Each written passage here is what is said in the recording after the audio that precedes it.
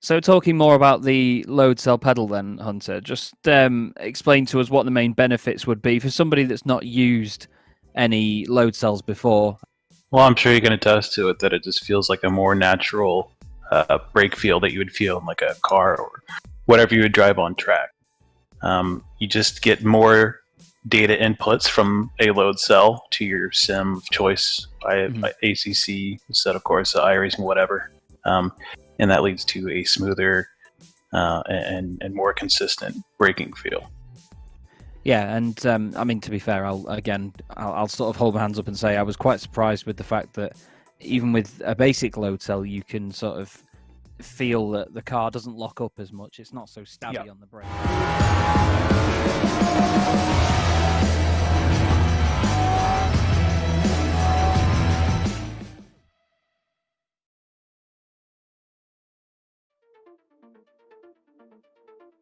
It's amazing what you can fit into the space of 1 month, and what we've managed to do is cram in 5 45-minute sprint races here for the SimGrid Academy Cup in association with Trackworks. Tonight is the final race, round 5, and we head to none other than Monza. Good evening, ladies and gentlemen. Welcome to the SimGrid's live coverage of tonight's round 5. David Christie here alongside Luke Rogers. Luke, it had to happen eventually, didn't it? Monza, we are here. And I think as the championship finale, we have pretty much the perfect track for these cars. In real life, the Super Cup, this is probably the marquee event of the season. It is the track that I think those cars are so well known for because they've got a lot of top speed. They sort of struggle in those high-speed corners because they've not got a lot of grip. And they're not that great on the brakes. So it's a track that should be great for these cars. It should provide some pretty great racing. And I believe there are some rain clouds in the air. Oh, please don't say that. My little head can't take any more of the anticipation and the excitement. I've got to be honest, Luke, I was kind of drawn on 2 different introductions. One, I was simply going to say, Luke, hold me, I'm scared, it's Monza. I went with the other one, though. I think that might have worked out a little bit better. Joking aside, turn 1 is notoriously difficult in this sim at Monza here. What are we thinking is going to happen tonight? Well, I might be crucified for saying this, but I'm not a massive fan of this track in normal GT3 cars. I think it always felt a bit awkward, I think, driving them. But the Cup car is a completely different beast. Now, this thing is higher top speed because it's got the lower downforce. So at a track like Monza, some of those corners, which are fairly simple and just about flat out and not that complex, are actually a massive challenge in this. It's a track where, in these cars, it's so easy to make a mistake. There are so many points on this track where you can make an issue. You can make that mistake. And a lot of the times, especially at the start of the race, because of how you sort of form packs around here with the drafting, if you make a mistake, it's going to be a big crash. So I'm expecting some big moments. I'm expecting some controversy, maybe. I'm expecting maybe some twists and turns in the championship battle. But most of all, I think we're in for probably the best race of the season. Well, look, I think the twists and turns that I'm expecting is for you to take us through our track guides here at the SimGrid.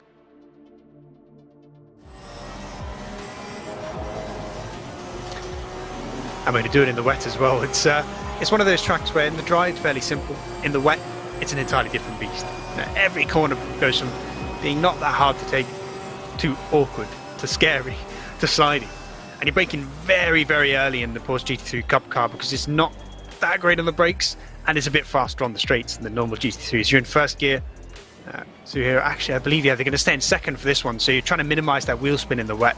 But usually in the dry, you can shift down to first to get that better acceleration.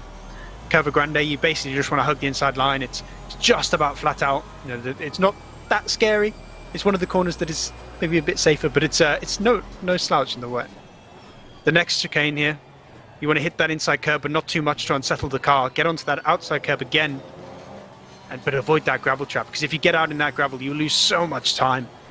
The first Lesmo, touch that apex early and ride it through the corner. You can run quite right on the exit. You can get towards that curb, but not in the wet. You want to stay away.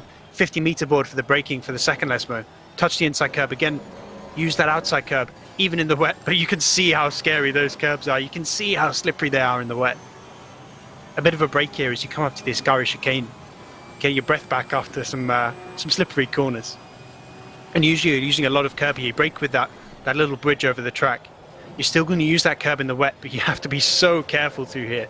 In the normal GT3s, it can be flat in qualifying, but in these cars, it's nowhere near.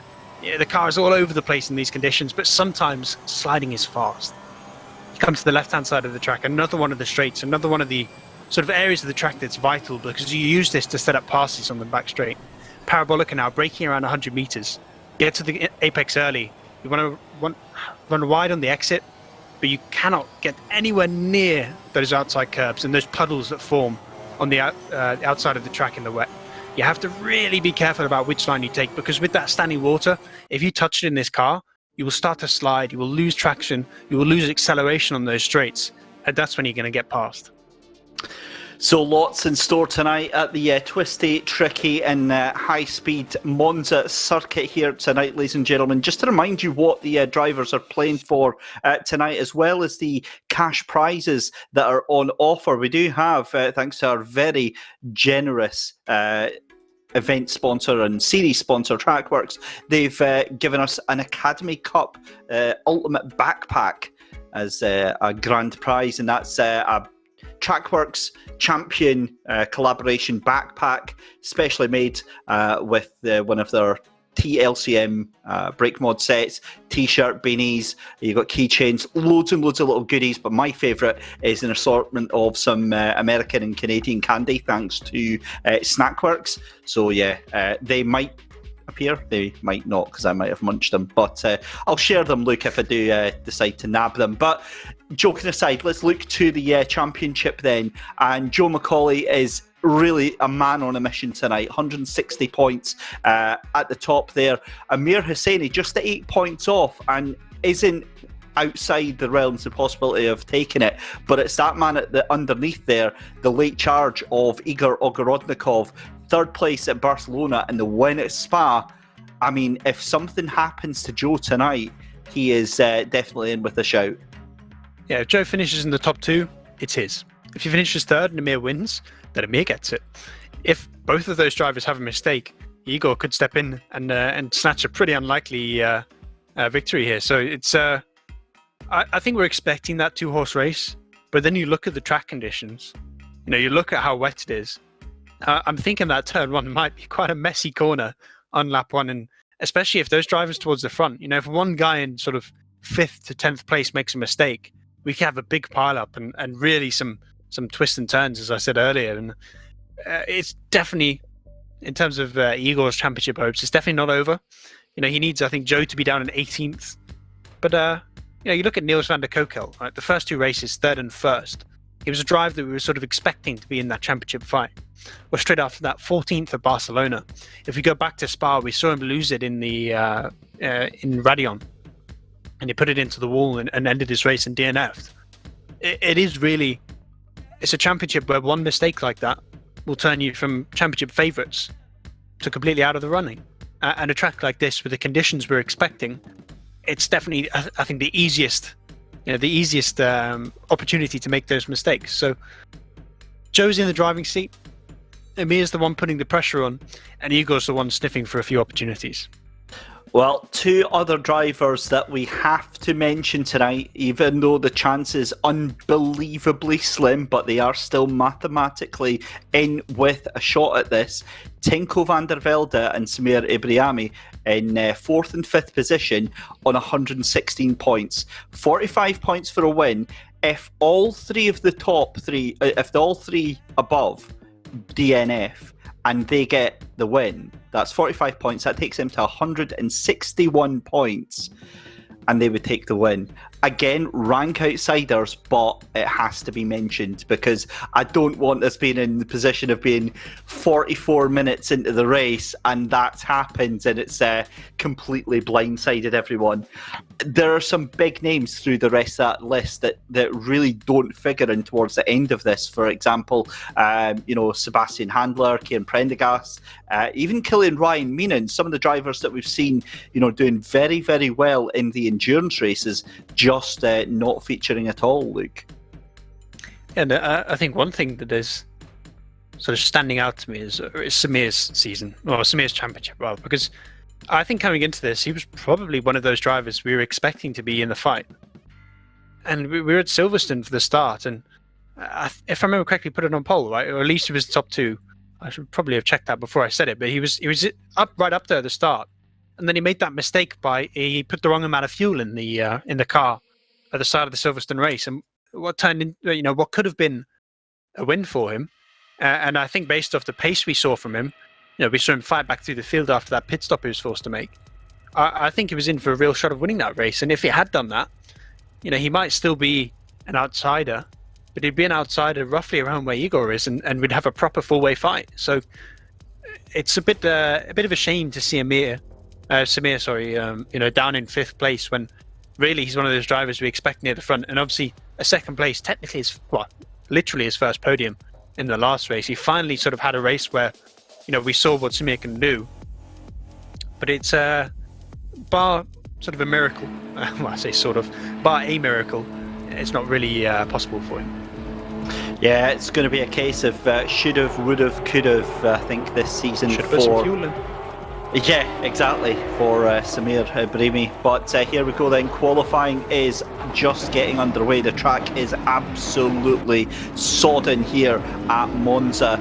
And another quick thing to mention is a huge thank you to our partner sponsors, Coach Dave Academy and Thrustmaster as well. Coach Dave Academy, today is the final day that you can get that special Black Friday bundle deal. Head over to the website and go and grab yourself some goodies. They've got significant discounts across the board there, and especially on the wet weather setups, which would be perfect for today.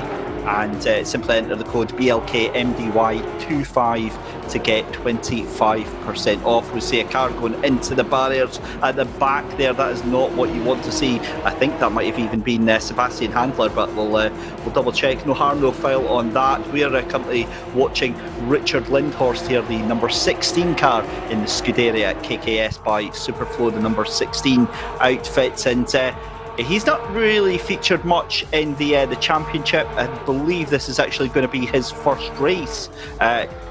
He's taken part in a guest drive tonight, as we see that.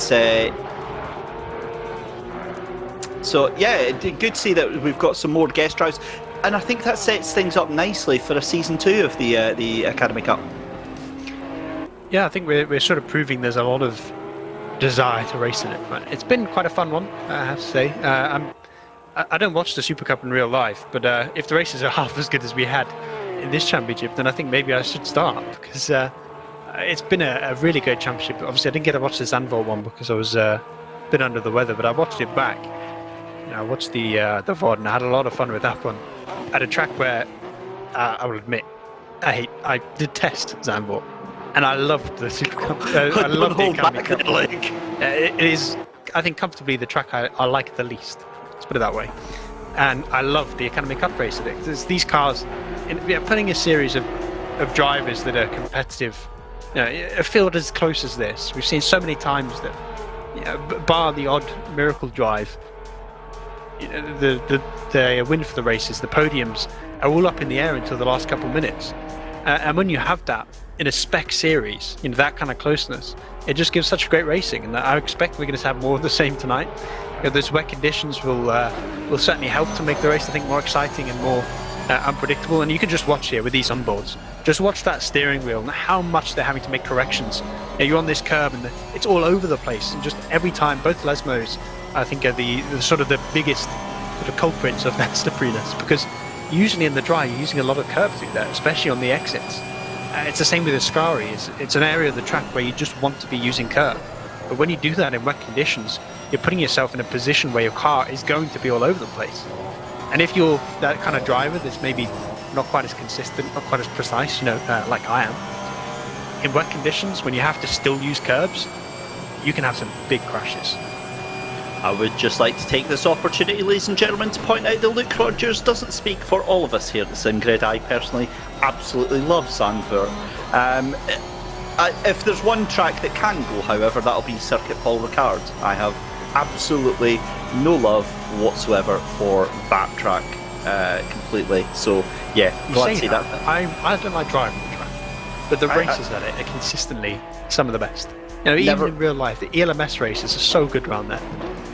Never watched it, tried driving it a couple of times, got utterly beyond confused at trying to learn where to go, and yeah, it's just not a track for me at all. Most of the time where you're going there is not on the track, so that's, yeah, being lost is kind of a given at Paul Ricard, and it's all about being less lost than everyone else. I'm glad to know that's the official strategy for Paul Ricard, but let's have a look at that as I get horrendously reminded by a producer in the ear that we're going to be commentating on that. So I think we're going to have to stock up on some sort of medication for that one, Luke, because that's going to be an absolute ordeal for that one. But we will brave that one. We will jump on that grenade for you, dear viewers, just to bring you some awesome content here at the Sim Grid. Right. Luke, there is exactly the point you were making there. Just behind Tinko van der Velde was the orange and blue car. I believe that is actually Samir Ibrahimi, absolutely hammering the steering inputs as the car throws all sorts of shapes on the curb there.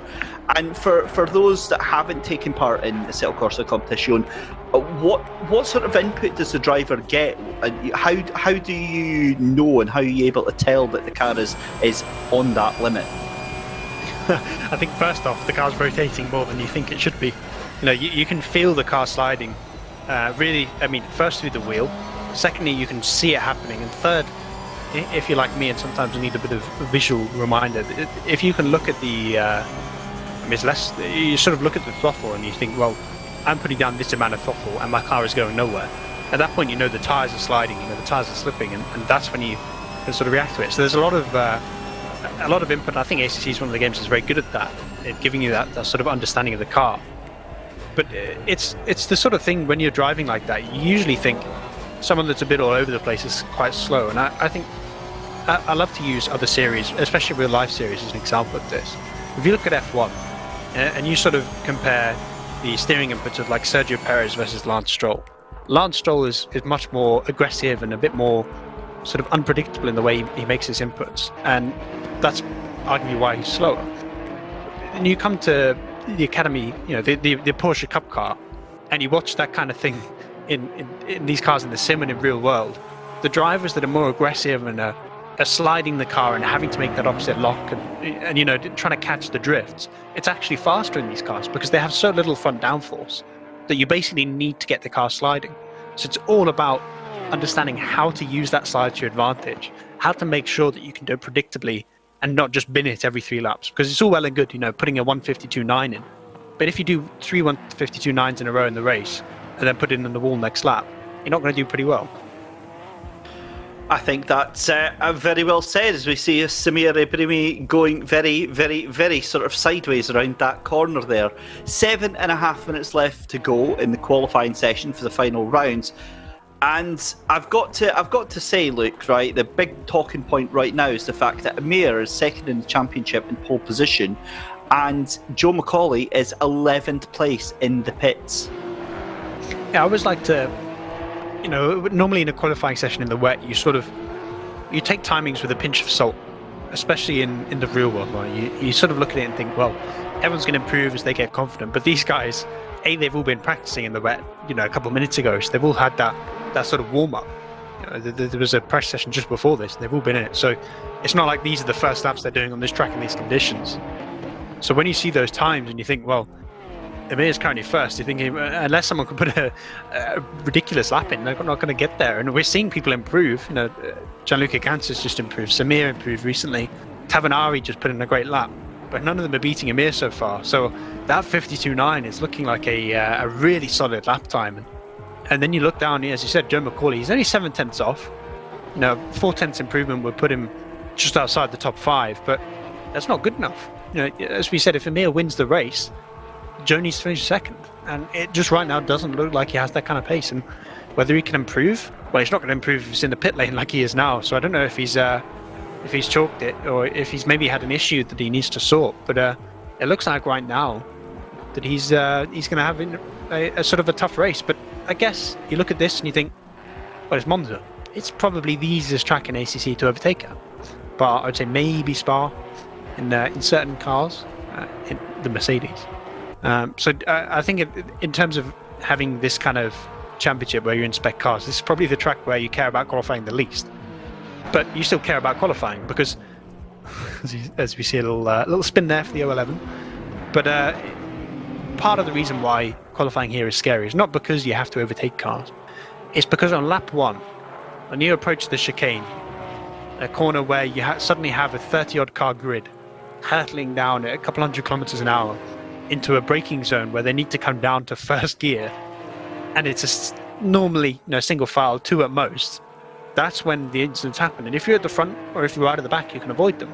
If you're in the middle and a car behind you misses a braking zone, there's nothing you can do. You're just going to get hit and you're going to get involved in the incident. So for Joe right now, I think the bigger problem here is that incident is now a bigger threat to him. Well, Joe McCauley back out on the circuit just now, and great to see this man a little bit further up, Luca Tavernari in the Rookie Monsters number 7 machine. He's up into second, just 2/100ths of a second behind Amir Hosseini, and Igor Ogorodnikov. Always great to see his support in numbers in the YouTube chat. Like, they always go mental and give him lots and lots of support. Talking of support in YouTube, ladies and gentlemen, we are just a handful of subscribers away from reaching a very nice goal of 3,000 subscribers. So if you'd like to hit subscribe, we would love you to have you on board as part of the SimGrid family, so please feel free to like the video and subscribe, and that is probably the only time that you'll hear me, not because I don't love shilling out the channel, but to be honest I'll probably forget with all the excitement of tonight. Here is the man himself then in the number 18 Coach Dave Academy car, Joe McCauley away to start. I believe this is him starting his hot lap. He's just come out of the pits just now, and it's all going to be down to what he can do. Look, what should we be watching on his lap here? I think it's all about, with brake and throttle being sort of, you make that one input and then you're committed. If you just listen to the car, if he's having to brake and then maybe touch the throttle before the apex to get back up to speed, that's when you make an issue. Or if you get on the throttle and then realize you got on too hard and you have to get off and back on, you can lose a lot of time. In the way the car sort of unsettles itself when you do that. So if you just listen, is it sort of smooth inputs? The wheel necessarily, doesn't have to be smooth input, so you can be all over the place with that. As we see him getting loose, and he gets a bit too loose. I think he touched the gravel there a tiny bit, and it just pitched his car to the right. Gets him out on the curbing, and he's probably only really going to have 1, maybe 2 runs if he's lucky. Actually, no, it's definitely one run left. One more opportunity to improve and to get into the top 10. But yeah, you want to watch and you want to see them sliding a little bit. As we've seen so far, getting a bit of opposite lock-on is fast in these things because you help to get the car rotating. But if you're turning into a corner and then have to unwind and turn in again, or if you're braking, you come off and you brake again, you lose a lot of time as the car pitches around and the car unsettles itself. So it's all about smooth brake, smooth throttle, and sliding the car. Certainly is. So 2 minutes left to go, and I've got to be honest, it's not looking that great for Joe McCauley. He's going very slow on the run up to potentially his final lap that he's going to get round here, because I don't think he's going to cross the line in time. Let's see if we can ask our lovely producer Mike from Simply Race if we can get on board and ask, and you shall receive. Luke, there you go, my good man. Across the line then comes Joe McCauley. Let's stay on board with him for this final lap here. We've got 1 minute 45 left to go, and fair enough, he might not have the wonderful socks on display that we saw from Dave Carell, but I'm sure we're going to see Joe McCauley try to pull it out of the bag here. And you just see immediately he's getting on the apex nicely. There's not too much unsettling on the throttle. Usually on those slower corners you want to be really smooth on the exit, especially out of the Red Filio, because you have this big run through Curva Grande. So you want to be very smooth with your wheel, keeping the car nice and straight, and that's when you've got that minimized wheel spin. So it looked pretty good so far. And he's braking with the board, which is roughly what you're going to do. He doesn't quite touch the grass. And he's getting to the apexes nicely. This is where he made the mistake last time, and he doesn't make it this time. So it's certainly better than his last lap. Now to the Lesmos. Get to that apex nice and early, but you can't really run too wide through here because he does actually use this curb. So it's a difference to the the hot lap we saw where he's getting out on that curb, and I wonder if that's actually unsettling the car a little bit. Again, using the curb on Les Mode 2, that one's a little bit easier to use because your car is a bit more straight when you're on it. You're not turning quite as much. There's less opportunity to spin out. We come up to the last really difficult part of this track, Ascari, especially in this car with that lack of downforce. It's a real challenge. Gets to the apex nicely. Car's rotating good. The car looks like it's sort of planted on the track, and that's certainly not something you want to be seeing on your hot lap as a car pointing the wrong way on the corner exit, but it wasn't in a position to get in his way, so he's cooling the tyres down here a little bit. We see him staying offline. He's 4/10 up now, but he's staying off. I wonder if his tyres are overheating a little bit, but it doesn't seem to be harming him too much. He's at that apex nice and early. He wants to start running wide on the exit here, get towards that exit curve, but don't touch it because you will lose so much time with that wheel spin. It's a good lap so far. He's going to improve, but how much?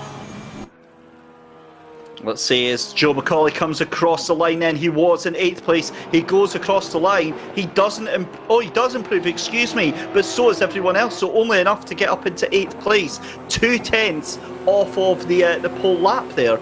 So, I mean, that is an incredible improvement by the field there to make it, 14 cars, excuse me, in 1 second there. So, real close-knit field at the front here. Joe McCauley in with a shout, but at the moment he needs to do much better to take this championship. And that's his qualifying done. So he is going to be starting in 8th place as we finish the session. A couple of cars are still on the hot laps. Chris Hoker here up in 5th place, a driver that we know is fast but hasn't quite had the championship I think he was expecting. One really bad race in Zandvoort with, if I remember correctly, he was involved in a crash, put him down in 18th place and really put him out of the championship contention right there. But he's not had a podium yet, and he's not going to go faster as he comes into the pits. So that's his qualifying done. 5th place, bar any improvements from some of the drivers behind. He's a driver that I want to see get on the podium because we know how fast he is. I always want to... I always like seeing people that we know are good do well. I think it's the best way to put it. I don't like it when I see them struggling and they're making mistakes and stuff like that. And we see with Joe, I want to see him right at the front. I want to see that race between him and Hosseini. And Hosseini right now is going from sort of the chaser to right now he's sort of he's the one in the driving seat. He's the one that, if nothing changes, it's his championship. Well, there we go. Confirmation of qualifying then. Amir Hosseini takes pole position alongside Luca Tavernari. Brilliant result there for Luca to get 2nd place. Jean-Luc Gant in 3rd place alongside Samir Ibrahimi in 4th. Chris Hook in 5th place on row 3 alongside Richard Lindhorst, the guest driver for this week. Igor Ogorodnikov in 7th place with Joe McCauley, your championship leader, down in P8. It's then row 5 of David McKell and Florian Becker in 9th and 10th. Niels van de Kekelt in 11th place, and then 12th place for James de Havilland. 13th place for Manos Gerardis. 14th place for Dominic Galt. Oliver Voigt in 15th place alongside Igor Baranski. Zachary Royal not able to make any improvements on that last lap there, finishes in P17 alongside Jan Kaminski on row 9. Row 10 is Tinko van der Velde and Kilian Ryan Meenan, and we will have a couple more drivers in just a second for you. What we'll do though, ladies and gentlemen, is just before our final race of the season, we'll take a very short break and we'll be back after this.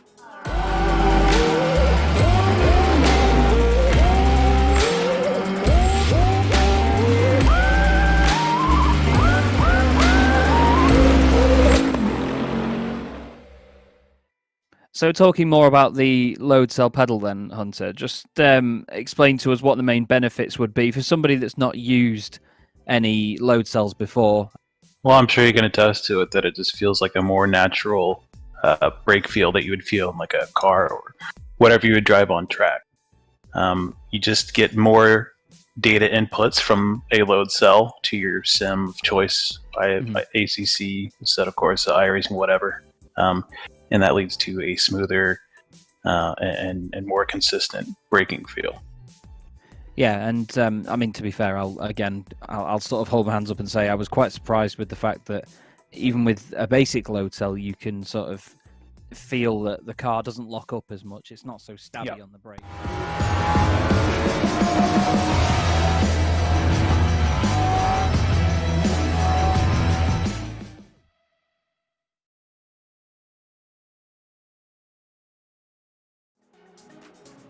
Welcome back, ladies and gentlemen, to round 5 of the SimGrid Academy Cup in association with Trackworks. My name is David Christie, and alongside me, as always, is the legend that is Luke Rogers.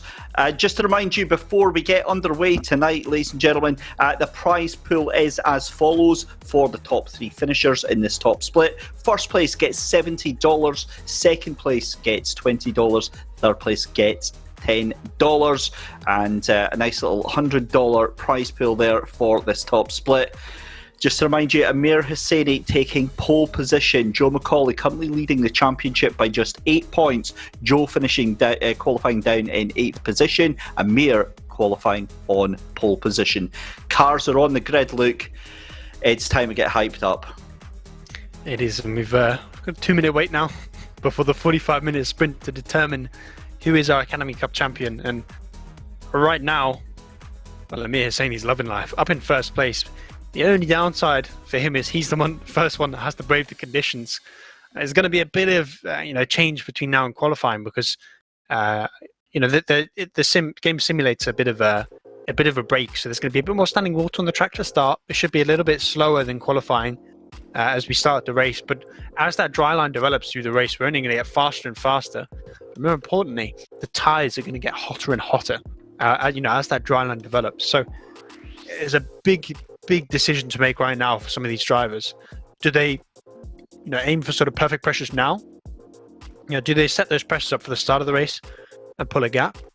Or do they maybe harm the start of the race and look towards that end of the race where the car's going to be lighter, the car's going to be faster, and also with that dry line, the tyre's going to be hotter and work more. What part of the race do you aim for? I'm not quite sure which is going to be the best option, but it's going to be an important decision, I think, for all these drivers to make. And with the grid, with those drivers sort of towards the midfield, maybe they take a little bit of a risk. We have got a huge contingent of support in for Igor Ogorodnikov, and here is the lowdown for you guys and girls out there. Igor is currently 16 points behind your championship leader, Joe McCauley. He needs to have 17 points of an advantage over Joe McCauley and Amir Hosseini to win. So, for example, if Igor takes the win tonight, Joe and Amir have to finish under, and I mean above, P9. So if Joe and Amir have a race to forget and end up outside the top 10 and Igor wins it, by my calculations, Igor is going to be the champion. And that, from the looks of you guys in YouTube chat, would make a lot of you very, very happy. Lots and lots of permutations. We're going to have Michael Hamlet behind the scenes and doing his best work with Excel and spreadsheets and working out all the permutations. But let's head back to the grid then as we get ready to go. The formation lap is underway. And look, this has been a fantastic championship here for the SimGrid. The Academy Cup, really, really enjoyable. Lots of action. And it's been great to have Trackworks on board. Yeah, it's always nice being able to sort of give something back to the drivers, I think, because especially in the sim world, we don't quite have that, consistently through our races. You have the championship and the bragging rights of doing well in it, but you don't necessarily have, the prize pools that we see in the more established esports of the world. And to have even small ones for some of these drivers, especially race by race, it's really encouraging everyone, I think, to put time into this, to put effort into getting the car working, getting themselves perfected at each of these tracks. And it's pretty cool to see. Obviously, sort of endemic, sponsors that are so, I think, important to sim racing. Thrustmaster's been working on it for so long now. Trackworks coming in and providing that brake mod, which I know a lot of TLCM users use on their pedals. Which, by the way, TLCMs are a very good set if you're looking for a new set of pedals. I would fully recommend checking them out. But it's also, with Coach Dave, with David Perel, supporting sim racing like this. I think it's something we needed with, some real life motorsports drivers coming in and making it, bringing a more structured system to it. It's not something we've necessarily had, especially in ACC. This kind of structure as a championship and as organisation. So I think we're in a really lucky place right now with the sponsors we have, and I only expect we're going to have a few more coming as we sort of get more established. So I hope it's time for things to come. I'm just in it for that American and Canadian candy, my friend. I'll be quite honest with you. But yeah, it's fantastic to have Trackworks on board, and it just adds to the legitimacy of the competitions that we run here, to have such big names on board with us like Thrustmaster and Coach Dave Academy, and we are all very, very appreciative of that.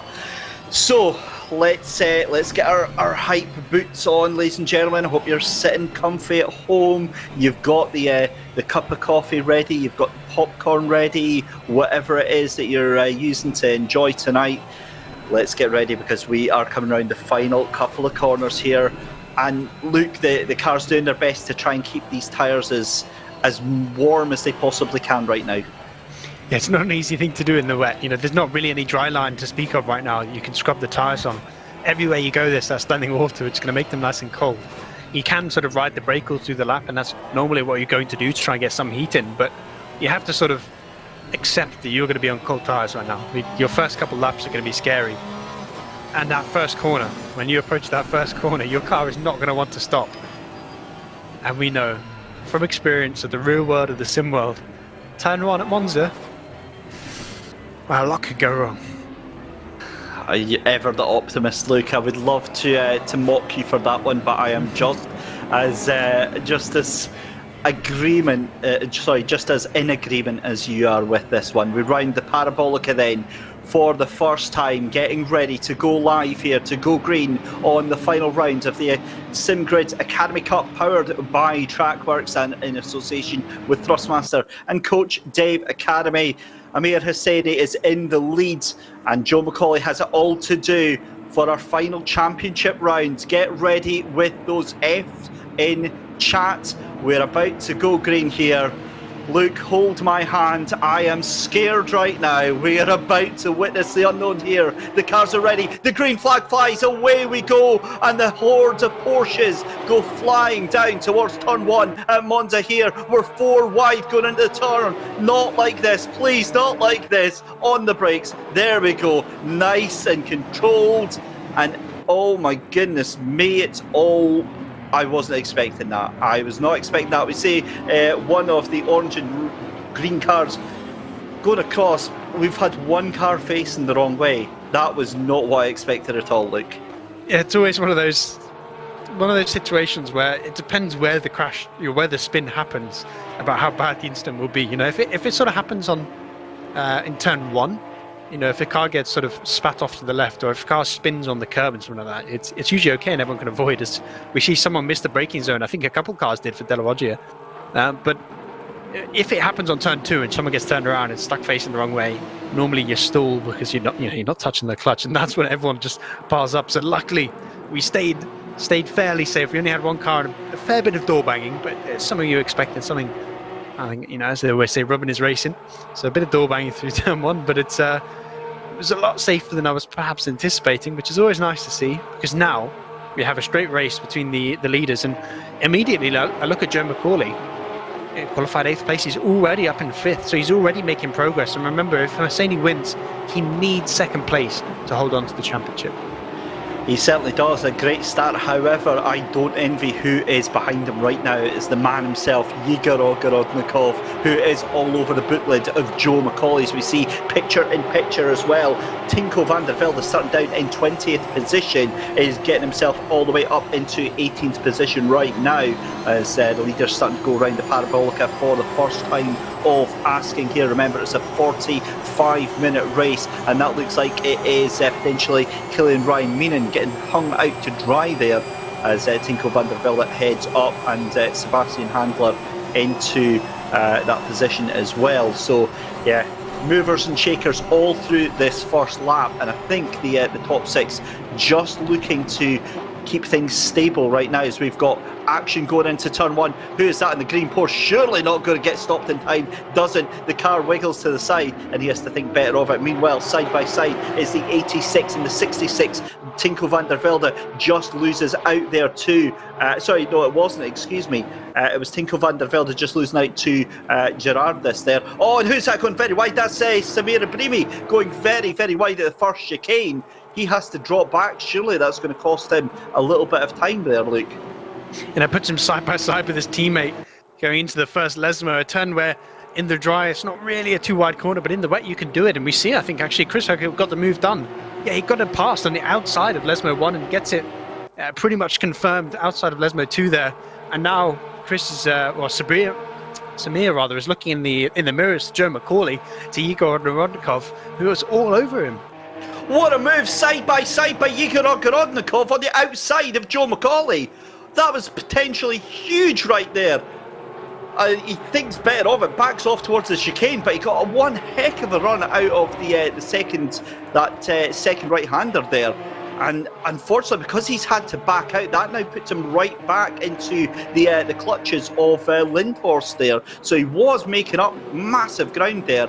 And yeah, look at that. He's potentially going to lose that place to Lindhorst. Keeps the inside line at the Parabolica, but it shows you just how you can go from, almost having it all, almost taking that position to losing out in the space of 2 corners here, Luke. And what we've seen right now through this race so far is that the go-kart line, as it's always called, the outside and the less rubbered area of the track is actually pretty fast. We saw that pass on the outside by Chris Hook in Lesmo 2. We've seen passes through Parabolica as people go offline. So it seems right now there's a lot of grip to be found on this track and maybe a bit of confidence as well. A look at the times, and we're currently about 2 seconds off quali. As we see Baranski here just outbrake himself a little bit, and he touches that foam board. In real life, he'd be told off. But in the sim world, we don't care. It's fine. But look at that. That's Igor Ogorodnikov just within inches now of catching up to the back of Joe McCauley. Meanwhile, Samir Ibrahimi he's getting all sorts of manhandled right now by Joe McCauley. He definitely feels that pressure right now. And I wonder if Luca Tavernari is kind of holding that group up. Yeah, you can see there's a gap starting to form for Hosseini, which is worrying for Joe McCauley, because normally at Monza, this track, you can see you get these trains that form because you have so much slipstream around here. That you spend so much time full throttle, and you have these heavy braking zones which break it up. So usually, with the lack of high-speed corners, it's very hard to sort of break those gaps, and you rely on someone behind you making a mistake, or 2 guys going too wide through a corner to pull that gap enough that the slipstream doesn't bring it back again. And what's happened right now is Mir's broken that gap to 1.2 seconds. It's got to the point right now where Tavernari is not really getting that slipstream anymore, and Chris Hook is the one getting pulled. As we see, I think huge Mir gets a little bit wide. Yeah, huge moment there for Samir Ibrahimi. You saw him outbrake himself into that corner, and that is huge news for Joe McCauley, because as it stands, Amir Hosseini is your current championship leader. Samir must finish in second place to hold on to this championship, because as the point stands... Oh, there's contact! Joe McCauley sent off into the grass, and he's off into turn 1, into the nether realm. 2 cars into 1 corner is never going to go. He's going to pull out behind Samir Ibrahimi again, but yeah, that is very, very dangerous stuff right there, and he needs to be very, very careful. And there's almost contact again, because Igor Ogorodnikov has the pace to get around him here, and Igor's going to have the inside line, so Joe is going to be absolutely furious with that one, and he goes from 5th place all the way down to 6th. That could have been so much worse for Joe McCauley's championship hopes right there. But you can see that the car definitely hit the wall, because there's a lot of scrapes on the front of it right now. So I think he nosed it into the wall slightly off. We see a different car have a much bigger moment in the exit of Ascari. And that's probably going to be a race ender right there, as that's a pretty hefty hit. But with Joe, I think he's definitely put the nose in. I'd be intrigued to see a replay from his angle and see exactly how hard he hit. But you can see that damage on the front of the car. Luckily for him, these cars don't really rely on that front bumper that much for their grip. So he should still be, at least up to pace, but he's lost a position. He's lost that, that track position. And remember, he needs to be second. So right now in 6th place, he's losing the championship on the final day. But I guess it could have been a lot worse. Now, I'm having to remember what that looked like as it happened. I'm sure that I saw his car jinked slightly to his right, under braking as the car potentially snapped up and just went in. But we'll see here, that's just a little bit too late, so we'll get that back in just a second, just before it happened. But I don't know, that's going to be a difficult one. From what I remember, I don't think it was Samir turning into him, but again, with these cars on the brakes, we'll see Joe McCauley just behind there trying to outbrake as we go to the replay here. Here we go, this is on the run out of the Parabolica, and let's have a look here. So he goes at that point. He's already he's already off the line. So again, we'll pull that up again. Again, we're incredibly grateful to Mike Yao for Simply Race for providing these awesome produced pictures for us. But I mean, what ultimately comes out of that now is Joe McCauley is down in 6th place, Luke, and he's got to hope for a miracle right now. Yeah, we definitely saw that he hit the wall there. You know, we saw that contact with the wall, and you can see visibly on the car that front is a bit squished.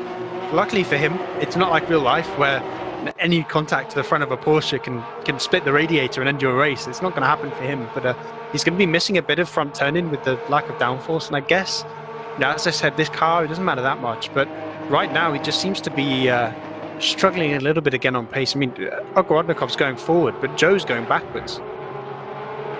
Yeah, and you can see that I think the balance of that car has been substantially affected on that Porsche, as we see Lindhorst behind getting in the tow and potentially actually making a move here. So things could be about to go from bad to worse for Joe McCauley. Will no doubt be treated to his dulcet tones in the interview afterwards when we find out. That all started though from Parabolica. Samir Ibrahimi having a wild moment, the tail getting all sorts of out of shape. That was what allowed Joe McCauley to get the run and go alongside him. And ultimately, the two cars were never going to go into that corner together. Again, we'll hopefully be able to see this here. Right, here we go then. So side by side, plenty of room between the two of them. None of them are side by side. I see Samir's starting to come over a little bit. Oh yeah, 100%. That's Samir. Look at the way that car jinks to the left there. I have no doubt that was unintentional, but that car moves to the left. There's no two ways about that, Luke. Yeah, I wonder if either he just snatched the brake a little bit, or whether he hit a bit of standing water as he slams on the brakes there, because there was a very weird move. I'd be intrigued to see it from the onboard of Samir. The only alternative I can think of is that he didn't quite realised that Joe McCauley was alongside and he was using that to bring it back in. But the game tells you, so, well, going to be crucified. The sim tells you that someone's alongside you. So I'm really confused by that and exactly why Samir jinked across like that, because he should have been aware that Joe was out there. As we see, Joe is really pushing now to try and get this car working. And the big problem that you have when you get those kind of moments, it breaks your rhythm. Here we go. We're going to see the onboard. Does he drink over the steering wheel? Because otherwise, he's offline when he brakes it. So is there some standing water that we see? Yeah, you see he's turning right, so he hits a bit of standing water. It's entirely down to the track conditions. He's braking offline because he's taking that defensive line, hits a puddle as he comes onto the brakes, and that causes the car to jink to the left. And that's such an unfortunate moment for Joe. Just the wrong place, wrong time. That is the absolute one thing you do not want to happen. And we said at the start that Joe seems to be the kind of driver that just doesn't get involved in incidents. He seems to be able to avoid things. And, well, today, that doesn't seem to be the case. Move up at the top as Chris Hook takes second place from Luca Tavernari then. We didn't get to see that one because we were obviously watching your championship leader struggling there and trying to make the move. As we see Tavernari going a little bit wide there. Or was that Hook? Excuse me. Amir Hosseini, meanwhile, has checked out. He's 2.5 seconds, or very nearly 2.5 seconds up the road there. But now Chris Hook's been released from Luca Tavernari. He's just set the fastest lap so far at 1:53.964. So there's Samir Ibrahimi and Luca Tavernari just in front of him. And again, I wonder if Samir can get in front if Luca will, if Chris will let him go there. Yeah, it's one of those ones where are you actually teammates or are you just in the same livery? I think especially in the sim world, it's sort of a myth that you're really teammates. I mean, obviously you're going to be nicer. You're maybe not going to race them quite as hard, but I know with the, next week I'm racing in an event with one of the Butler Powell drivers, Tristan Bullwinkle, and 2 other teams in there are, there's 2 other Butler Powell teams, and we are not going into that treating them as teammates. We are racing each other. In fact, we'll probably race each other harder. So sometimes it's actually, it can sort of be the opposite, where your teammates want to beat you so bad that they maybe race you a bit more aggressively, and it can actually be a bit of a recipe for disaster. Again, I like to look at real life. Ocon and Perez in F1, great example. Teammates, you'd think they'd work well together. Just does not happen. I don't know if we're going to see that between Ibrahimi and Chris Hope, because they have so much experience racing together in the same car, not just on the same team. But really, I think you can't treat these races as if you have teammates. That's a nice political statement there from Luke Rogers, and I think he's absolutely spot on the money for what it's worth. Be very, very interested to see how that one pans out. Looking at the screens here, I do think that gap is slightly extended now from Amir Hussein, as we see Samir Ibrahimi going very, very wide. Again, misses turn number 1, and I think he's going to be lucky if he doesn't start getting penalties with that. That car is really looking unstable right now. Igor Ogorodnikov now is poised and ready to make a move on that number 49 machine, and I think it's only going to be a matter of time before he can try and make something stick. But there's Joe McCauley just behind. Is he going to be looking to get his just desserts right now? We saw that he dropped off to about 1.5 seconds behind Ogorodnikov, and he's starting to come back now. So I wonder if there was sort of a bit of a placebo effect for him, where he knows he hit the wall, so he's a bit scared of pushing, or he's a bit unsure and not quite confident in the car. Maybe a loss of rhythm, because obviously with the amount of pressure you have on yourself going for the championship and then having a moment like that, it seems now he's back in the swing of things, back to the Joe we sort of expect, and is starting to go forward again. He's in that point now where he's getting the slipstream, he's getting pulled along, and he's only 2/10 behind as we see this proper train here being caused, I think, by Tavanari being a bit slower than the rest of this group. And I think if Ibrahimi and Ogorodnikov got released, then they might be able to pull ahead of McCauley. But right now, Tavanari being a little bit slower is kind of keeping McCauley in this championship fight. Certainly is. 3-car battle then going on right now between Tavanari, Ibrahimi, Ogorodnikov, and then at the back of it is Joe McCauley making it a 4-car fight then. And remember, this is fine if Joe McCauley can somehow get to the front of this group, but then he's got to go and catch up at Chris Hook, who is now another almost 2 seconds down the road just now. Amir Hosseini there popping in that latest lap time, and again extending that to now 2.6 seconds, so he's now 0.2 of a second faster every lap here. So Amir Hosseini looking very, very comfortable as Joe McCauley has a big moment coming out that first chicane and drops off all of the progress that he's been making onto that group of Tavanari, Ibrahimi and Ogorodnikov. So he's going to hope for not too many moments like that, and oh my goodness me, that was Tavanari having a huge moment there. That's going to hand that place to Ogorodnikov. Ogorodnikov moves up into 4th place then. Tavanari moves down into 5th, and Ibrahimi up into 3rd place. And this is not what you wanted to see, because that's going to hold up Joe McCauley even more right now. And wow, that was a heart-stopping moment for Luca Tavanari in the Rookie Monsters number 7. Joe's going to be hating this, because he knows those 2 drivers now ahead of Tavanari are only right next to him, because Tavanari is holding him up. He needed to get ahead of them before passing Tavanari, and that mistake now has put him in a position where those 4 drivers ahead of him are going to start pulling away.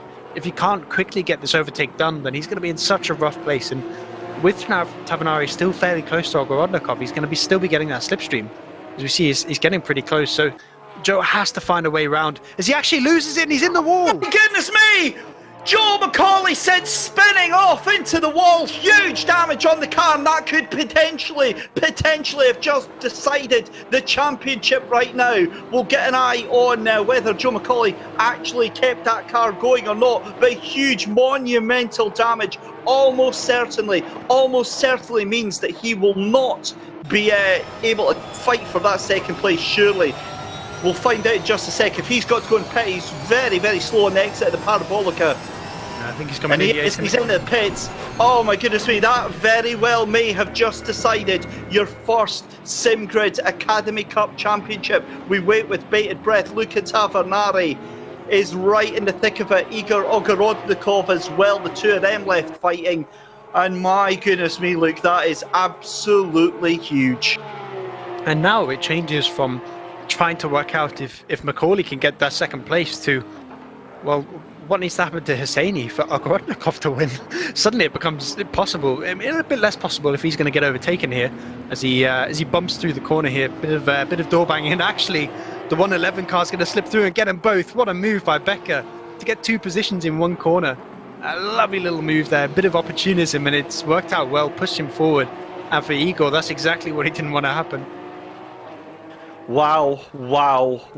So as it stands, that means that Amir Hosseini would be up to 197 points. So at this moment, Amir Hosseini cannot be touched unless Joe Macaulay was able to get into second place. That is almost certainly not going to happen. Let's see what happens here. He's right on the tail. He just gets wide on the exit. Yeah, it just gets wide on the exit. Goes a little bit too far out. And it's just, he's keeping the throttle in. It's one of those times where if you just lift off a tiny bit, you unsettle the car and maybe project it right. But if you hold on to the throttle, you really run the risk of spinning your tyres. And he tried to carry more speed through. I think he really felt, as I said, that he needed to get past Tavernari quickly. So it looked like he wanted to carry more speed through the corner. We'll see how much of a run he got on Tavernari, but it was just a little bit too fast through the left-hander. We see here just how much speed he carries through the corner compared to Tavernari.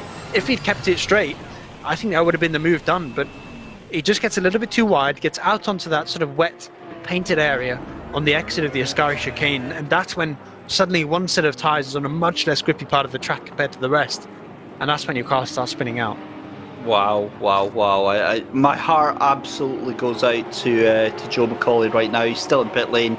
Very well maybe a DNF, in which case it then leaves it to Amir Hosseini and Igor Ogorodnikov. Hats off to, let's have a look here, to Niels van der Kekkel, who was, he was way down there, as we get another replay here of the horrible moment for Joe Macaulay. And again, it's just running over those curbs there. You can see the car just bottoms out, slips into the spin there, and that is all she wrote for Joe Macaulay. So he's gotten a lap down, and that almost certainly hands his battle on a plate to the other two drivers. So like I say, you never want to see a championship decided like this, and it all comes down now to Samir Ibrahimi and Igor Ogorodnikov. Ironically, is the man with the closest chance right now. He's currently 16 points behind your championship leader, but he's only 8 points behind. Oh, Joe has got a friend. I think it's possibly just come and give him a big hug and tell him everything's okay. He's going to need it after that. Yeah, absolutely. That is the number 13. I'm not too sure who that is. That's Shermatinsky, actually. Yeah. That's in there. Mate, that's you hate to see it. And I think he was actually involved in. Was he the guy that spun out as well in the Ascari chicane? Was Shermatinsky as well? Did he also have a moment? That might have been the one that had the monstrous hit that we saw rejoining on the track. We say that Igor's the only other driver now really within a realistic shot. If he finishes 5th place, Amir needs 25th to secure the title. 25th. Where is he right now? Well, he's leading the race. Yeah. But then we look at Joe. Is it actually, how many drivers do we have on the grid tonight? Let me check that. Is it even possible? No, we only have a 23-car grid. So, in the worst possible DNF position. or burst. Yeah, the worst. Actually, what is the rule with DNFs? That's something that we need to work out. No points, I would imagine. Do you score no points with DNFs? Yeah, they show up on the spreadsheet as a so it's a DNF. Yeah. So Amir would need to finish the race, and right now that would give him 19th place. So take it away while I do some maths quick. So that would give him 169 points. Yes. And that, well, no, it's not, because Igor Ogorodnikov, if he won that, 35 points. So he would need a P3. P3 or above. If Hosseini does finish the race in the lowest possible position. Let's see how that happens, because at the moment he's going to take 31 points, which is going to put him on 165 points. So as it stands, Igor Ogorodnikov would jump up to second in the championship, and that would add insult to injury, I fear, for Joe McCauley.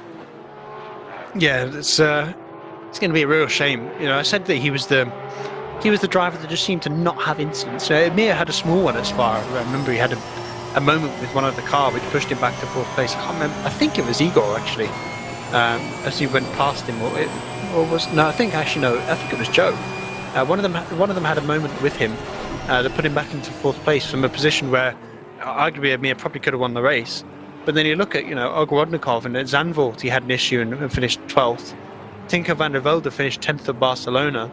You go to Samir, who had that 18th at Silverstone because he had to come into the pits. All those drivers really could have been in for a shout right now if they hadn't had those moments. And you have to look back now and say, well, Amir is the only other driver here that hasn't had a big issue in this championship. We've had 4 races, and he's the only other driver that's finished top 5 in every race. Joe, until now, was the only driver with every podium, and well, I guess tonight that's going to change. Yeah, it was an impeccable record for Joe McCauley, and it does look like it has just ended. In fact, it has ended here tonight. There's no doubt about that. He's 2 laps down, and it looks actually like he is going to go even further down. It looks like that is going to be officially a DNF for Joe McCauley there. So, yeah, our heart does go out to him. Back to the race at hand, though, with just over 20 minutes left to go in the final SimGrid Academy Cup race, powered by Trackworks and also in association with Thrustmaster and Coach Dave Academy. It is Amir Hosseini who is looking to have one hand on that title right now, currently leading the final race just now by 4.6 seconds over Chris Hook. And we haven't spoken much about Chris Hook. Had a fantastic run there in second place there. With Samir Ibrahimi into third place. We see a car going very, very wide there. I think was that James de Havilland in the background there. We'll have a look. But there is Chris Hook, the number 99 car, doing a sterling job there, just ahead of his teammate in the Pro Renville cars. That was no, it wasn't James de Havilland is the answer there in the NCL Motorsport car. It was a very similar looking car, but it wasn't actually that one running very, very wide. Gianluca Gant, you can see there having a drive-through penalty, and James de Havilland just behind Igor Baranski, Kaminski and Oliver Voigt, and coming up to cross the line there. That's the battle for 13th place right now. And I've got to say, despite all the action that we had with Joe and Samir, it's been a remarkably restrained race. Yeah, it's. Especially lap 1, right? We were expecting some big incidents, and there was one we missed. There was a crash on the straight, actually. I think even before the braking zone, it was right at the start, right at the back of the grid with a couple of side max cars that we didn't see, and I think that was where Pirelli, I believe, might have got his damage and put him this far back. But we missed that one. But apart from that, it's been a race where there's not been any crashes with groups of cars. We've had individuals making mistakes. Joe, Shematinsky, having their spins and putting themselves in the wall. But the rest of the grid has been nice and well behaved. And yes, we had that contact between Samir and Joe, but that wasn't someone making a mistake. That was, I think, Samir actually braked on the pit exit line. So you have that sort of painted line down the middle of the track. And for those of you who don't know, paint in the wet is very slippery because the water can't soak through. It sort of sits on the paint, which is obviously sort of waterproof on the track. So it makes it very slippery, that area of the track. And I wonder if Samir put one set of his tyres on that as he starts to brake, because it was as soon as he braked, and who's that going off? I don't think that was Chris Hook. No, I don't think so. I think that was a lap down, Pirelli, the number 19. So, well, that was who we saw going very, very wide at the Parabolica last time round. So, right, panic over. Back to our normally scheduled programme. It's Igor Ogorodnikov and Becker comes side by side into turn 1. The fisticuffs are out. Ogorodnikov takes that place. I'll tell you what, that is That is very, very eyebrow-raising if he's going to hold on to that place. And we only caught the tail end of that, but look at Becker pushing the rear end of that car, and Nogorodnikov is going to try and make him go the long way around the chicane here. And my goodness me, this is starting to get a little bit fiery. But I think it's kind of the point now where Igor's sort of recognised that he needs to just go forward. And, you know, there's the arguments made that Florian pushed him off, which I think would be fair. I mean, it's still, I think, against, you know, it's still, for me, it's still against the rules to take the position. Even if you did get pushed off, you should still return it. But now he's kind of in a position where it's all or nothing. You know, he goes forward, and for him, that's an overtake. And you see there's a 4.5 second gap up front. So he needs to just go forward. So I can assume he's just sort of decided, no, I'm not going to give it back. If I get penalised, oh well. But this is the lap 1 incident we missed. I'm not quite sure exactly what happened. So here we go. So it's it's the start of the race. So the 3 Sidemax cars all get together. As we see 2 cars went for 1 gap, and there's a big pile-up, and we didn't actually see this. Oh, no. But the 3 teammates, you know, I said no one really treats each other as teammates in this. And all 3 Sidemax cars getting involved in a crash before they cross the start-finish line. Oh, that's you shouldn't laugh, but you kind of can't help yourself, could you? You've got to try. Oh my God! Of all the people for them to take out, it has to be their teammates, is it? It was like it was specially choreographed, right? James de Havilland in the NCL Motorsport car has got past Baranski, and Kaminsky is now just on the back of Oliver Vogt, and that car is looking decidedly second-hand right now on the brakes into Parabolica as Baranski trying to look all the way around the outside. De Havilland is going to try and take the inside. He's got a great run out of Parabolica here. Not enough, but he's going to have the toe coming down the start-finish straight here, and surely it's going to be moved into turn number 1. Great on board here, fantastic camera work here from Mike Yao at Simply Race. Tries to make it look one way, then the other, cuts back over to the left. This is on the run down towards turn 1, and the Triple Eight at the end. There's contact again. It's never going to happen, and the Triple Eight of Baranski should have actually had that place, but I think they'll just get to hold on to that. From the body language of the Triple Eight there, Baranski, he's not too happy about that one, I don't think. Those little plastic boards between the chicane on the sort of the old layout are getting pummeled right now. I think the same one's been hit about 4 times in a row, as we see a little bit of a tiff there through Della Loggia as the 57 car gets a bit friendly with Oliver Vogt's rear end there, which is this is starting to get a bit fighty. Boys, contain yourselves. I think it's a bit early to be playing with people's rear ends.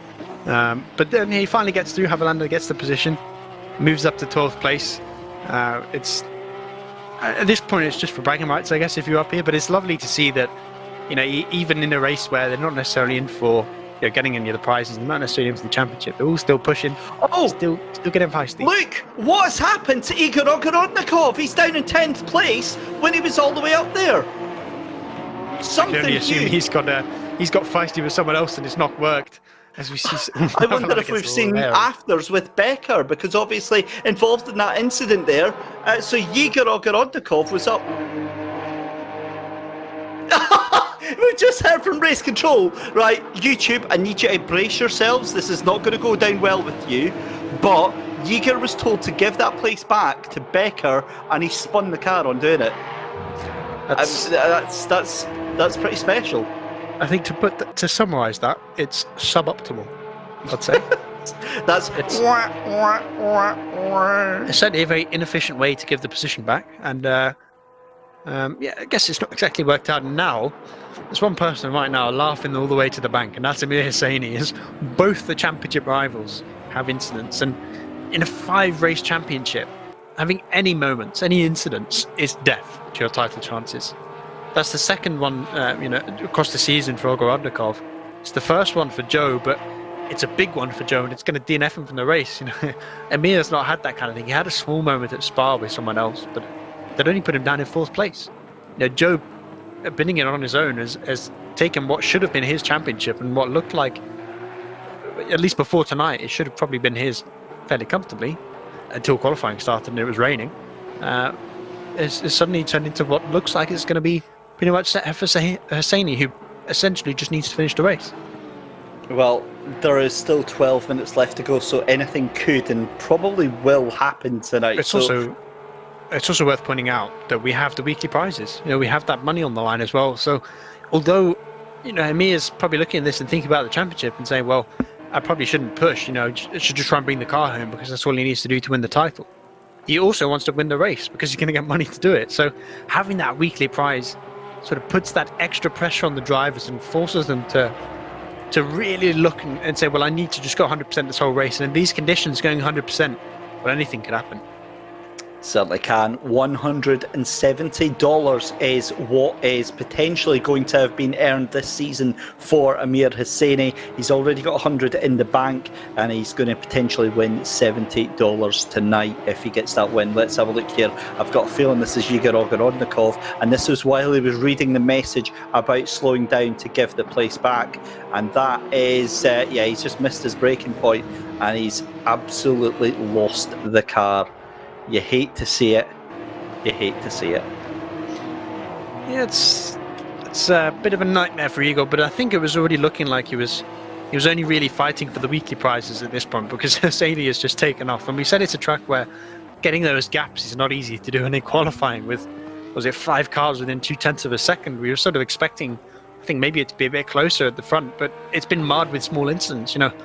I think pretty much all of the top 5 except Amir has had some kind of slide somewhere. We saw that contact with Florian Becker and with Ogorodnikov that lost them both time. We saw Joe McCauley spin out.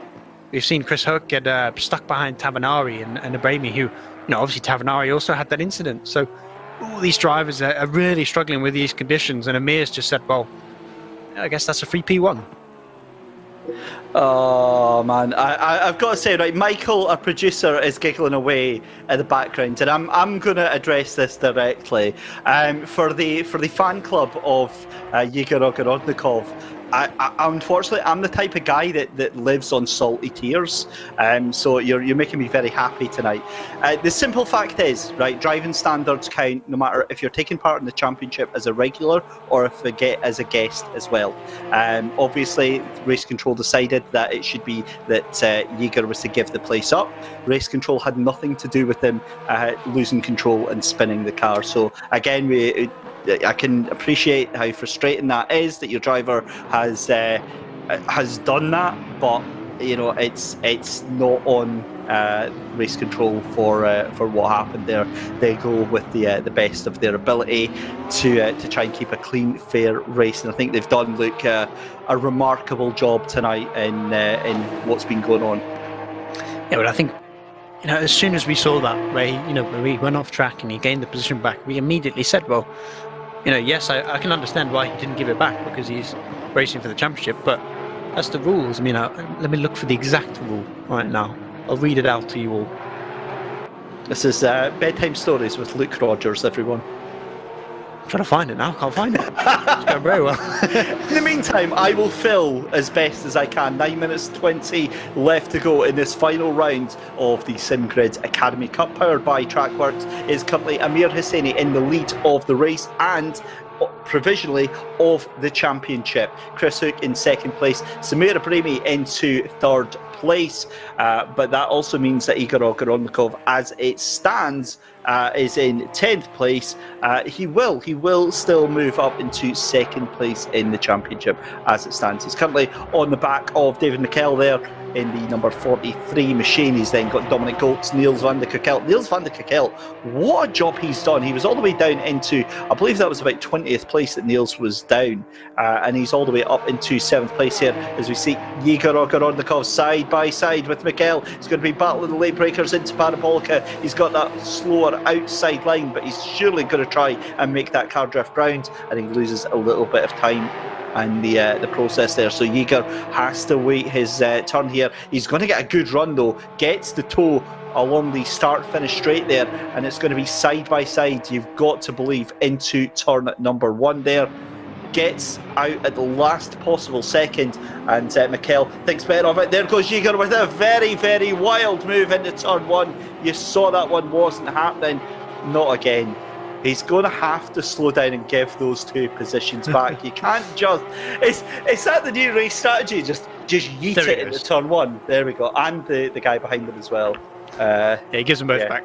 He's learned his lesson. Good lad. I Good lad. can't find the exact wording of the rule, so I don't want to misword it. But everyone knows, everyone knows that there's track limits. That's what track limits are. You cannot overtake off the track.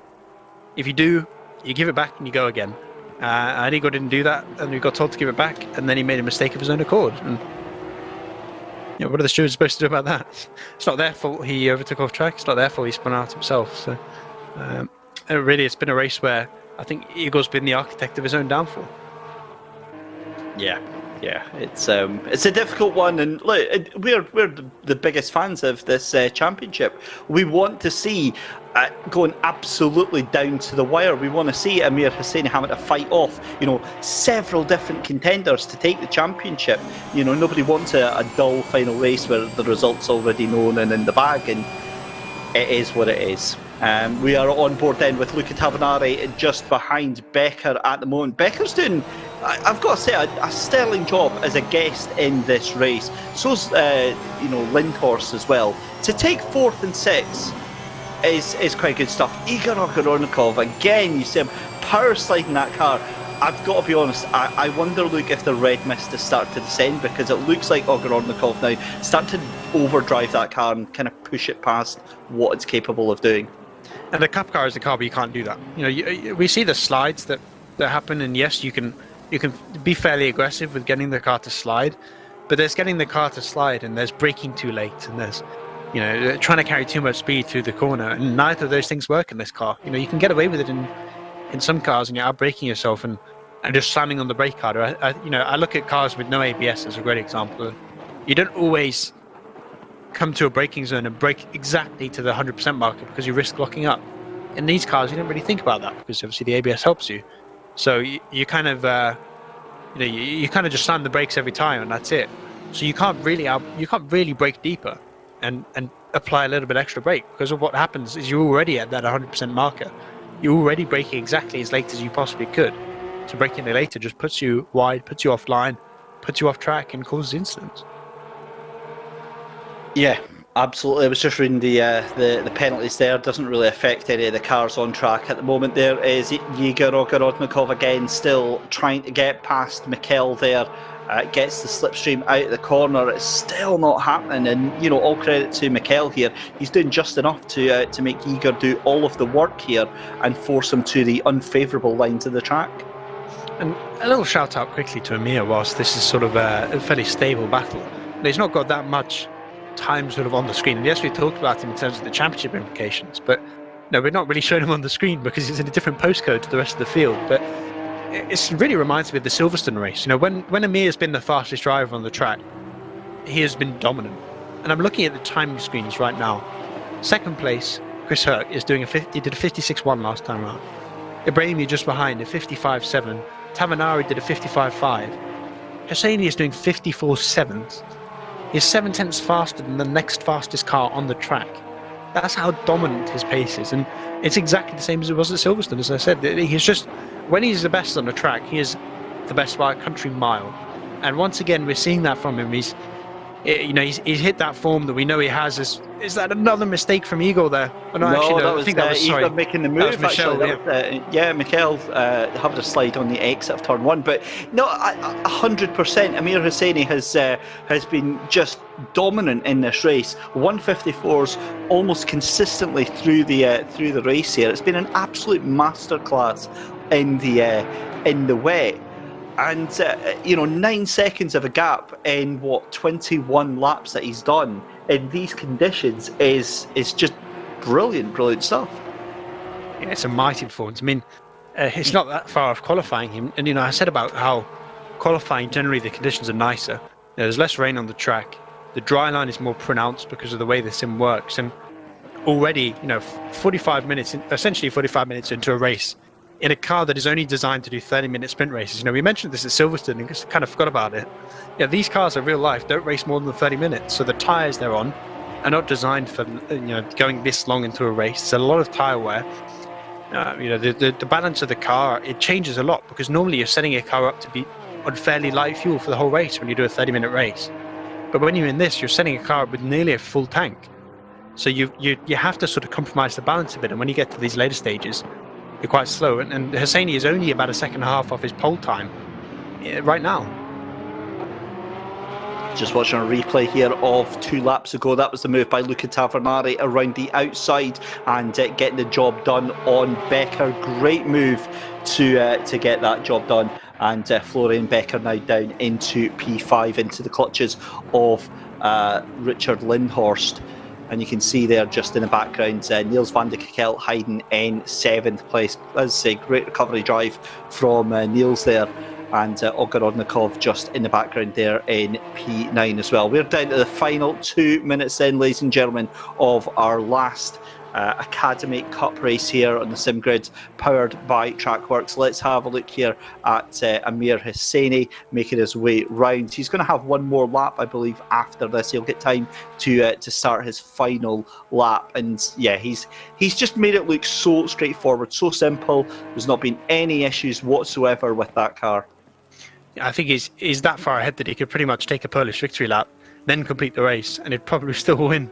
So it's been a pretty incredible performance by him to just be this consistent and this fast. I mean, 10 seconds. Yes, there's a 7-second gap between Tavernari and Abrami, but you go from Tavernari backwards. 10 seconds is the gap between 4th and about 10th place.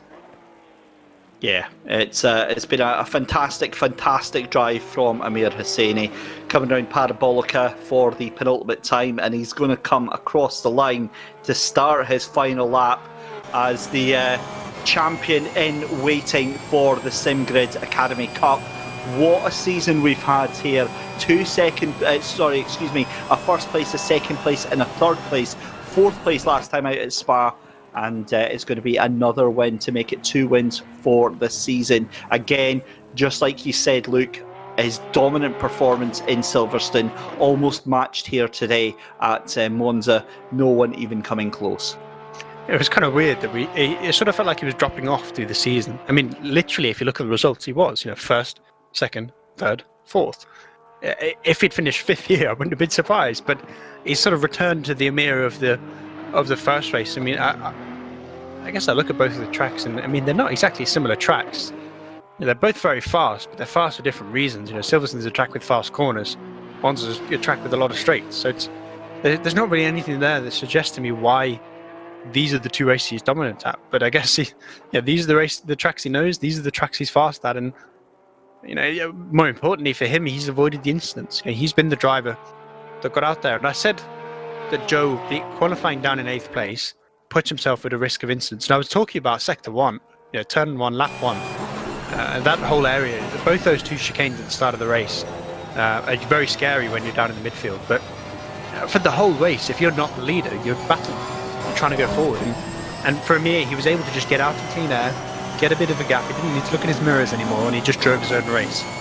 And that relieves so much pressure off you as a driver. It lets you just sort of get into that rhythm, get into the flow of just putting in lap after lap after lap. And he's done that. And there's not really been a challenge behind, mostly because the drivers behind that were going to challenge him have made those mistakes or got stuck behind other drivers. And now it gives him a 10-second lead, and he comes to the line. And Amir Hosseini is the winner of the first ever Academy Cup, and he does a little spin for us. Does he save it? Oh, no, he doesn't quite save it. It was almost beautiful. He's done. Beautiful stuff. Amir Hosseini then, ladies and gentlemen, takes the checkered flag and wins our very first SimGrid Academy Cup. It's a photo finish for Team Pro Renvelten Racing, the number 49, the number 99 of Chris Hook and Samir Ibrahimi. Brilliant stuff from them. Luca Tavernari into 4th place. Florian Becker finishes in 5th place alongside fellow guest Richard Lindhorst. 7th place for Niels van de Kekelt. 8th place for Dominic Goltz. It's 9th place for Igor Ogorodnikov. 10th place is going to be David Mikkel, and then into 11th for Manos Gerardis in the TF Racing outfit. 12th place is going to be James de Havilland. Oh, now here we go. This is Oliver Vogt and Jan Kaminski round into the final corner. This is, we'll cut back to the rest of the finishers in just a second, but this is still on side by side. The 2 Keck Esports teammates. It's going to be a wonderful photo finish, choreographed to the end there, and Jan Kaminski is going to take the position. Oh my goodness me! And a little bit of frustration there from Oliver Votes. They were teammates in. They're the Keck sim racing drivers, I believe, in the World Cup, right? So they know each other pretty well, and they've decided to get a little bit closer, a little bit more intimate across the finishing line there as they spin each other out. But it's a sim world, no harm done, unless you have a direct drive wheel and you hit a wall, because then it can hurt quite a lot. But there we go. There's the final race, and I think it lived up to the potential we were expecting. Yeah, we said at the start, these conditions on this track, Monza is a track where you sprinkle a bit of rain on it, and it's like sprinkling a little bit of sauce on a pasta. It turns a meal that's, it's fairly simple, but it can be quite nice, into something that's usually pretty incredible. And that's exactly what we got. Spins, we got controversy with Ogorodnikov. We got mistakes from the championship leader who put himself in the wall. I think that race had everything, and I think it was a lot of fun to watch. I love that end there. That was nothing but pure frustration from the Keck sim racing boys. But he beat him. I know, right round the outside as well. It was the car that actually crossed the line first that caused the contact. It was interesting way to win, but so we're gonna have some interviews now. A bit of a staple of the SimGrid sort of post-race. We get some people in from the race. We've got P2 and P3, Samira Bramey and Chris Herc, who are teammates in our multi-driver series. Obviously, for the Pro and Welton car, I believe they're racing. Yeah. The 49 car in the World Cup, who've been pretty strong. They didn't quite fight for the championship, but they were pretty strong all season through. So it'd be nice to talk to them and get their feeling from the end of this race. Let's bring them in then and have a chat with both Samira Bramey and with Chris Hook then.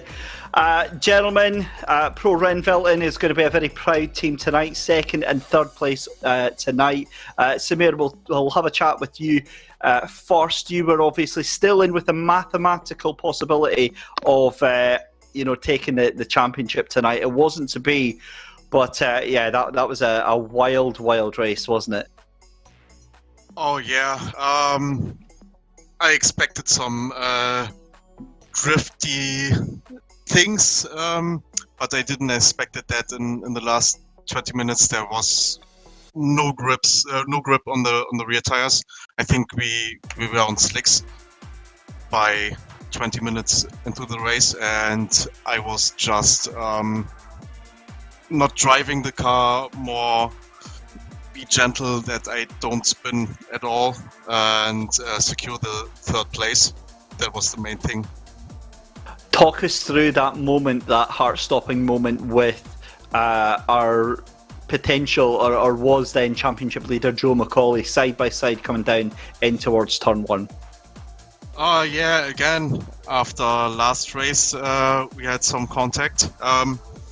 Yeah, I was on the inside for turn one, and I knew there were some puddles, but I didn't expect it that it would be so worse.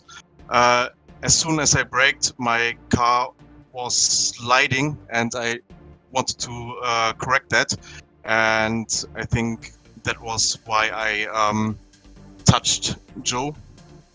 But all in all, it went pretty okay. He didn't spin me as well, so I think it was okay. And finally, if I have done my maths right, I think that potentially moves you up to fourth in the championship. I think that puts you around about 141 points.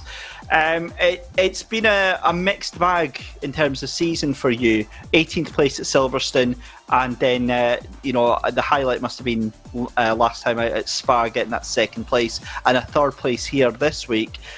Do you feel like things could have gone a little bit better for you? Yeah, definitely, because the pace was there from the first round. But some silly mistakes and incidents brought me, at least for a podium. But it is what it is. Things like this happen, and I definitely won't forget any race fuel again. That's for sure. Yeah, well, a brilliant season nonetheless. Well done, Samir. We'll catch up with you again very, very soon. But Chris, we'll turn to you just now, and you were certainly putting your elbows out against Samir tonight. Yeah, for sure. I mean, being great teammates can also mean that you can fight very, very closely. I mean, we obviously trust each other very much on the track, off the track. So I think it's also okay and puts on a good show if you fight a little bit as teammates. But we kept it all clean and fair, so no bad feelings about that at all. And after you got that move done in towards second place, were you not worried about your mirrors then? Because it did seem like you kind of pulled out that little bit of a gap. Yeah, absolutely. I mean, especially in the early phase of the race, you obviously have to look at both sides, right? Try to chase down Amir, who was just a little bit too fast each lap today. So also congrats to him. At the same time, look at your mirrors. I was lucky this time that after a couple like 10 minutes or so, 15 minutes, we had a pretty good gap of 3-4 seconds behind. That obviously allowed me to calm down, really focus on each apex, focus on each acceleration zone. Pretty much. I don't know if you've seen some onboard footage, but like Samir said, it was really carrying around these cars like a Maserati without TC or something tonight. Very, very interesting. It was an excellent watch. Congratulations on the second place, Chris, and we cannot wait to see you back racing with the Sim Grid. To everyone at the Pro Renvelten racing team, have a fantastic night, and thanks for taking part, guys. Thank you so much also for the great organizational coverage. Thanks, guys. We'll be back. So there we go then. That was your two teammates from the Pro Renvelten race team, Samir Ibrahimi and Chris Hook. We've got one other driver to have a chat with, and I've got to say, to Florian Becker, you're a brave boy coming in here. You've got the Igor Ogorodnikov fan club. They've lit their pitchforks and they're coming for you, my friends. Other than that, what a guest race. Great fun to watch. Talk us through that race for yourself. Hello, everyone. First of all, thanks for having us. Richard and me, we're sort of Porsche Cup fanboys, if you like. It's my favorite car, definitely, and we missed out on the qualification for the series. So we asked if we could get in as a wild card, and it worked out. And yeah, it was really good fun. It was very intense. I messed up qualifying. My lap was okay, but it wasn't good. But still, P10 was all right. And then, yeah, the race was pretty intense. Again, many fights, but halfway through the race, I realized that my tire pressures were a bit too low. Probably I was a bit too scared of them getting high when the line dries up, and eventually they dropped too low, and I really struggled, and I couldn't hold on to Tavanari. But P5 is great, and once again, thank you very much. And I've read in the chat for the next Academy round, the Super Trophy or something, please no. It's that you just straight out vetoing it. You're not having anything to do with that, Florian. I mean, I want to just promote the Porsche Cup a little bit. That's what I wanted to say. What we have to talk about, I fear this is what we're seeing on the replay here, the moment where you and Igor Ogorodnikov came side by side in towards turn one. Tell us a little bit about that from your point of view. Not on the stream right now. I gotta see. Was it when you tried to take me around? Into turn one. Yeah. Obviously, I moved a little bit to the middle of the road on the braking, but I believe, I haven't seen it from the outside, I believe I left a car with space to the left. So, and I don't know what he did. We touched slightly, I guess. It didn't feel very hard from inside the car. And then he just went straight on, and I thought, okay. I didn't mind too much because I was not sure. I mean, I believe I left him enough space. If I didn't, he was entitled to go straight on, but obviously race control, decided differently. Yeah, so he was asked to hand the point back, or hand the place back, and here we go here. And yeah, just two cars into one just are not going to go. And then he spun the car when reading the message. But obviously, are you going to be adding extra security on your doors tonight? No, I don't think so. I don't think so. In the replay now, I see I made it very tight. It was a bit like Verstappen and Bottas in 2018, I think. Similar move. But again, a little bit of the green is part of the track for me. So there was still enough space for his car. He didn't have to run exactly, off the track. He wasn't in the grass or something. But yeah, maybe I could have left a little bit more. But still, I think it was hard racing. It wasn't it was on purpose. Well, we had an absolutely awesome time watching you take part, Florian. It was a pleasure to have you on board. We look forward to you coming back again for more SimGrid events in the future, buddy. So there you go, ladies and gentlemen. That was Florian Becker, and I believe that is all we've got time for tonight. So look, that is us done and dusted. A month of fun and frivolity with the Academy Cup, powered by I'd completely forgotten Trackworks. There you go. Remember as well, also in association with Thrustmaster and Coach Dave Academy, which is the final day, the final couple of hours to get your 25% off Black Friday weekend deals. Head over there and it'll tell you the code to put in. I believe it's BLKMDY25 for 25% off. But head over to Coach Dave Academy, get your cheap setups, quality setups, and you'll be just as fast as the pros. Look, I'm slightly confused because you're still here with us at this late time. I'd like to run away because you are so much better at interviews than I am, so I always just run away. But I figured I'd stay last race of the season, and I think it is worth just having a chat about how much fun the Porsche Cup car is in terms of racing. I know drivers love driving the thing. We heard in the interviews that they all. For me, it's that and the Maserati GT4 are the two most fun cars to drive in this sim. They're a real challenge because you don't have traction control in either of them, so there's a lot of sliding. There's a lot of car control and precision that you need for both cars to make them work. And what it means is that you have these races where, especially at this level, you have drivers pushing so hard, getting right to the limit. And just getting the tiniest bits over that limit can put them in a wall. And we saw that tonight with Joe McCauley. We saw it with Shermatinsky tonight. We've seen it, a few races. We saw it actually last race with Niels van der Kerkelt, who obviously spun out in Radeon. It's such a great car for racing, and I really hope we get a season 2 soon because that was a ton of fun. Well, watch this space, ladies and gentlemen. Keep your eyes peeled to the SimGrid, and the easiest way to find that out is hitting that subscribe button on YouTube, and you will be notified whenever we get new seasons on board and all of the stuff that we do at thesimgrid.com. But that is it, ladies and gentlemen. Thank you so much for joining us tonight. Remember to join us for the new series of more female racers coming very, very soon.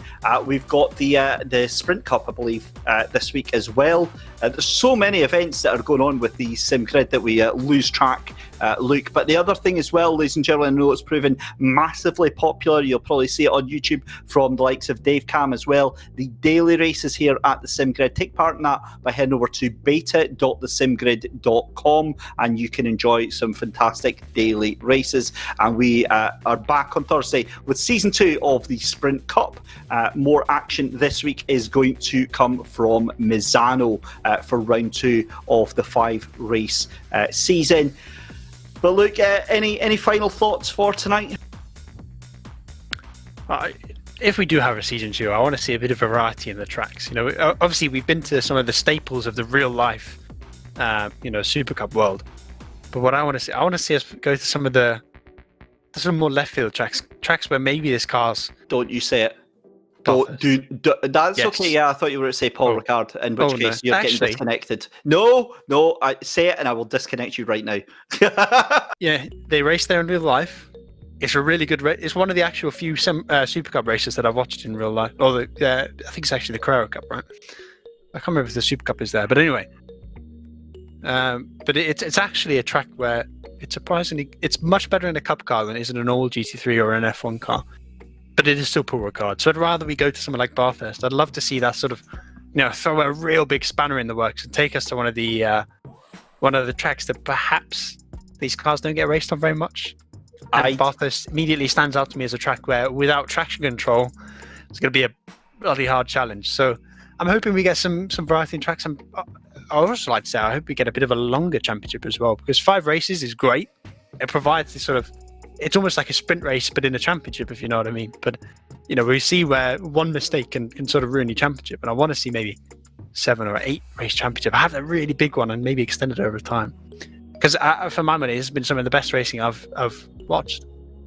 Yeah, I'd absolutely agree with you. Thoughts for my suggestions would be Bathurst for sure. Brands Hatch is another track I'd like to see as well. That'd be great fun with no traction control. It's not that long until Donington, till Alton Park.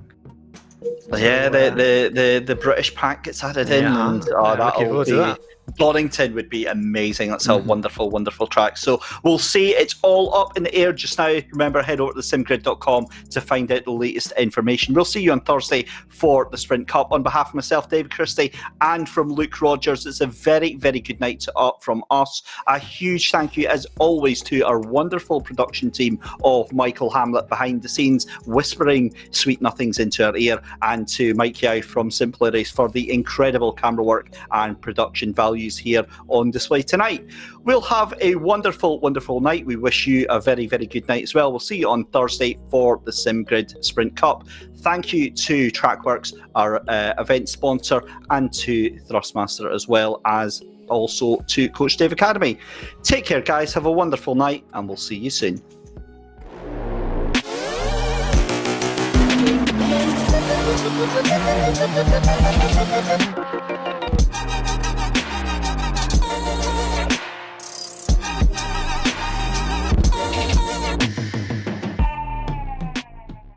So talking more about the load cell pedal then, Hunter, just explain to us what the main benefits would be for somebody that's not used any load cells before.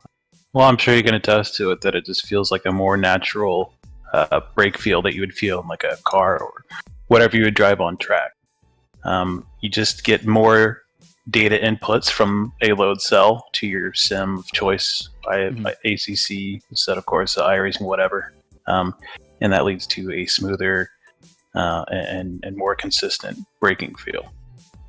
Yeah, and I mean, to be fair, I'll sort of hold my hands up and say I was quite surprised with the fact that even with a basic load cell, you can sort of feel that the car doesn't lock up as much. It's not.